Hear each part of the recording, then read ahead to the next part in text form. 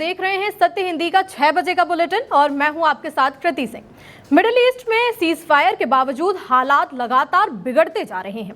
इस्राएल के अंदर ही युद्ध विराम पर सवाल उठ रहे हैं तो लेबनान में इस्राएली हमलों से हाहाकार मचा हुआ है।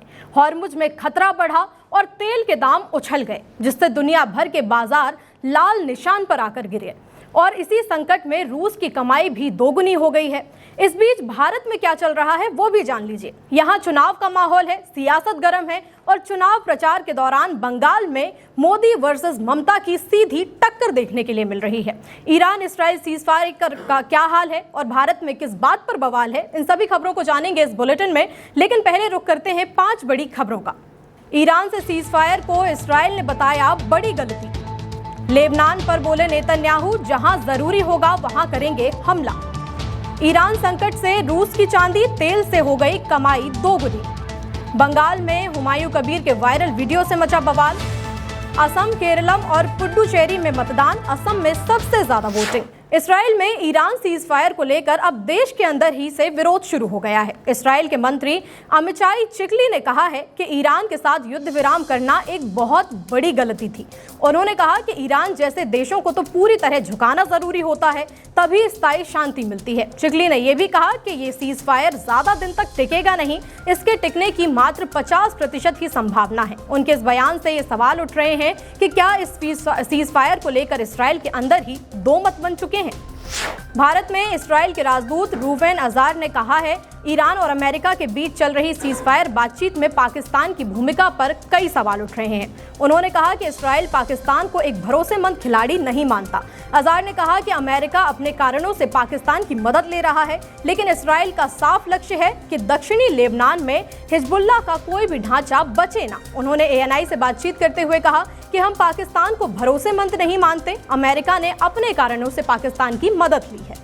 लेबनान को सीज फायर से बाहर रखने पर इस्राएल के प्रधानमंत्री बेंजामिन नेतन्याहू ने साफ कर दिया है कि हिजबुल्लाह के खिलाफ कार्रवाई जारी रहेगी। नेतन्याहू ने कहा कि जहां भी जरूरत होगी इस्राएल वहां पर हमला जरूर करेगा। उनका कहना है कि जो भी इस्राएली नागरिकों के खिलाफ कदम उठाएगा उसे निशाना बनाया जाएगा। उत्तरी इलाकों में पूरी सुरक्षा बहाल होने तक ऑपरेशन अभी रुकेगा नहीं।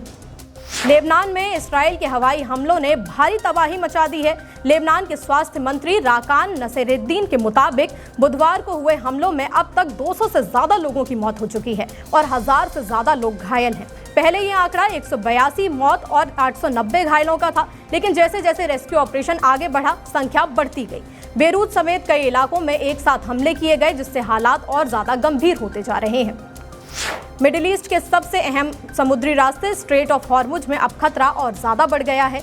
ईरान की रिवॉल्यूशनरी गार्ड्स यानी कि IRGC ने एक नया नक्शा जारी किया है, जिसमें कुछ इलाकों को खतरे का जोन बताया गया है। ईरान का दावा है कि यहाँ समुद्र में बारूदी सुरंगों का खतरा है, इसलिए जहाजों को सावधानी से गुजरना होगा। अब तक जो टैंकर ओमान के पास से गुजरते थे, उन्हें अब नया रास्ता दिया गया है, यानी कि ईरान के तट से ज्यादा करीब से अब इन जहाजों को गुजरना होगा। IRGC ने साफ कहा कि कोई भी जहाज उनके साथ संपर्क करके ही आगे बढ़े तो ही ठीक होगा, वरना कहीं भी कोई भी बारूद जहाज को उड़ा सकता है। अमेरिका ईरान सीज फायर पर सवाल उठ रहे हैं कि सीज फायर हुआ है या नहीं, हॉर्मुज कब खुलेगा। इसी वजह से दुनिया भर में कच्चे तेल की कीमतें फिर से बढ़ गई हैं। ब्रेंट क्रूड करीब 2.7% बढ़कर $97 प्रति बैरल पहुंच गया है। शेयर बाजारों में भी गिरावट देखने के लिए मिली है। जापान का निक्केई और दक्षिण कोरिया का कोस्पी का बुरा हाल है, जबकि यूरोप में भी बाजार कमजोर दिखाई पड़े। एक्सपर्ट्स का कहना है कि ग्लोबल मार्केट में घबराहट है, क्योंकि स्ट्रेट ऑफ हॉर्मुज खुला रहेगा या नहीं, इस पर बहुत बड़ा सस्पेंस बना हुआ है। कुल मिलाकर जब तक हॉर्मुज पर स्थिति साफ नहीं हो जाती, तब तक दुनिया के बाजार यूं ही डगमगाते रहेंगे। मिडिल ईस्ट में जारी तनाव ने रूस को मालामाल कर दिया है। ईरान पर अमेरिका और इस्राएल के हमलों के बाद पैदा हुए तेल संकट से रूस की कमाई दोगुनी हो गई है। रॉयटर्स की रिपोर्ट के मुताबिक रूस को तेल से मिलने वाला टैक्स अब लगभग दोगुना हो गया है। मार्च में जहां ये कमाई 327 अरब रूबल थी, वहीं अप्रैल में ये बढ़कर करीब 700 अरब रूबल हो सकती है। इसकी बड़ी वजह है स्ट्रेट ऑफ हॉर्मुज का बंद होना, जहां से दुनिया का करीब 20% तेल गुजरता है। इस संकट के चलते तेल की कीमतें भी आसमान छू रही हैं। बुलेटिन में आगे अभी और भी खबरें हैं। खेड़ा को मिलेगी जमानत या बढ़ेंगी मुश्किलें, फिलहाल टला फैसला। पश्चिम बंगाल चुनाव में सियासी पारा हाई, ममता वर्सेस मोदी आमने सामने। आगे जानेंगे 3 बजे तक असम, केरलम, पुडुचेरी में कितनी वोटिंग। बारामती में सुनेत्रा पवार की जीत तय, कांग्रेस ने पीछे लिए कदम। असम के मुख्यमंत्री शर्मा की पत्नी पर आरोप लगाने के मामले में कांग्रेस नेता पवन खेड़ा की मुश्किलें बढ़ जाएंगी या उन्हें राहत मिलेगी, इसका फैसला अब कल किया जाएगा। तेलंगाना हाईकोर्ट ने खेड़ा की अग्रिम जमानत पर फैसला सुरक्षित रख लिया है। मामला उस बयान से जुड़ा है जिसमें खेड़ा ने हेमंता बिस्वा शर्मा की पत्नी पर कई पासपोर्ट और विदेश में संपत्ति होने के आरोप लगाए थे। इसके बाद असम पुलिस ने उनके खिलाफ मानहानि, जालसाजी, धोखाधड़ी और साजिश जैसे गंभीर केस दर्ज कर लिए। खेड़ा का कहना है कि उन्हें एफआईआर की कॉपी तक नहीं दी गई और ये मामला राजनीतिक बदले की कार्रवाई है। वहीं बीजेपी नेताओं ने इन आरोपों को पूरी तरह बेबुनियाद बताया है। अब सबकी नजर कोर्ट के फैसले पर है कि उन्हें राहत मिलती है या फिर नहीं। पश्चिम बंगाल में चुनाव से पहले सियासी पारा हाई है। पीएम मोदी आसनसोल से और पश्चिम बंगाल की मुख्यमंत्री ममता बनर्जी 24 परगना से बंगाल में वोटरों को साधने के लिए निकले। दोनों ने एक दूसरे पर जमकर निशाना साधा।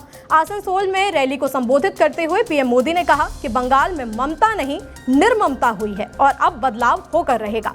पीएम ने माफिया राज, बेरोजगारी और गिरती अर्थव्यवस्था का मुद्दा उठाया और दावा किया कि बीजेपी आने पर विकसित बंगाल बनेगा। उधर 24 परगना से ममता ने भी बीजेपी पर पलटवार किया और कहा कि बीजेपी ने 90 लाख वोटरों के नाम लिस्ट से हटा दिए, इसलिए टीएमसी कोर्ट जाएगी और हर नाम वापस जोड़ा जाएगा। ममता ने बीजेपी पर वोट खरीदने और बाहर के लोगों को लाने का भी आरोप लगाया। पश्चिम बंगाल में एक वायरल वीडियो ने सियासत गरमा दी है। एमएलए हुमायूं कबीर के कथित वीडियो को लेकर बड़ा विवाद खड़ा हो गया है। सत्ताधारी तृणमूल कांग्रेस ने दावा किया है कि इस वीडियो में कबीर बीजेपी के बड़े नेताओं से अपने संपर्क की बात कर रहे हैं। वीडियो में यह भी दावा किया गया है कि वो मुख्यमंत्री ममता बनर्जी को हराने के लिए किसी भी हद तक जाने के लिए तैयार हैं। टीएमसी ने आरोप लगाया कि इसमें शुवेंदु अधिकारी, हेमंता बिस्वा शर्मा और पीएमओ से संपर्क की बात कही गई है। पार्टी ने इस पूरे मामले में ईडी जांच की भी मांग की है। हालांकि इस वीडियो की अभी तक आधिकारिक पुष्टि नहीं हो पाई है। हुमायूं कबीर पर लगे बीजेपी कनेक्शन के आरोपों को कबीर ने सिरे से खारिज कर दिया है और टीएमसी को चुनौती दी है कि दम है तो वो वीडियो दिखाओ। टीएमसी के आरोपों पर हुमायूं कबीर ने जवाब देते हुए कहा कि टीएमसी को जो कहना है कहे, लेकिन सबूत भी दिखाए। बताएं कि मैं किस बीजेपी नेता से मिला या कौन नेता मुझसे मिला। अगर हिम्मत है तो कोई वीडियो दिखाएं, फिर मैं उनकी हर बात मान लूंगा। देश के 3 राज्य असम, केरलम और पुडुचेरी में सुबह 7 बजे से वोटिंग चल रही है। दोपहर 3 बजे तक असम में 76% मतदान हो चुका है, केरलम में 63% और पुडुचेरी में 72% वोटिंग दर्ज की गई है। आपको बता दें कि असम में 126, केरलम की 140 और पुडुचेरी की 30 विधानसभा सीटों का जनता फैसला कर रही है। महाराष्ट्र की राजनीति से बड़ी खबर, बारामती उपचुनाव में सुनेत्रा पवार की जीत लगभग तय हो गई है, क्योंकि कांग्रेस ने अपना उम्मीदवार वापस ले लिया है और ये फैसला अजीत पवार को श्रद्धांजलि के तौर पर बताया जा रहा है। इस फैसले के पीछे शरद पवार और सुप्रिया सुले जैसे कई बड़े नेताओं की अपील भी अहम मानी जा रही है। बारामती सीट लंबे समय से पवार परिवार का गढ़ रही है और अब ये सीट फिर उनके पास ही रहने जा रही है। पर्दे के पीछे हुई बातचीत और बैठकों के बाद कांग्रेस ने आखिरकार मैदान छोड़ने का फैसला कर लिया। फिलहाल के लिए 6 बजे के बुलेटिन में इतना ही। देश दुनिया की हर खबर का अपडेट लेकर 8 बजे फिर से हाजिर होंगे। तब तक के लिए नमस्कार।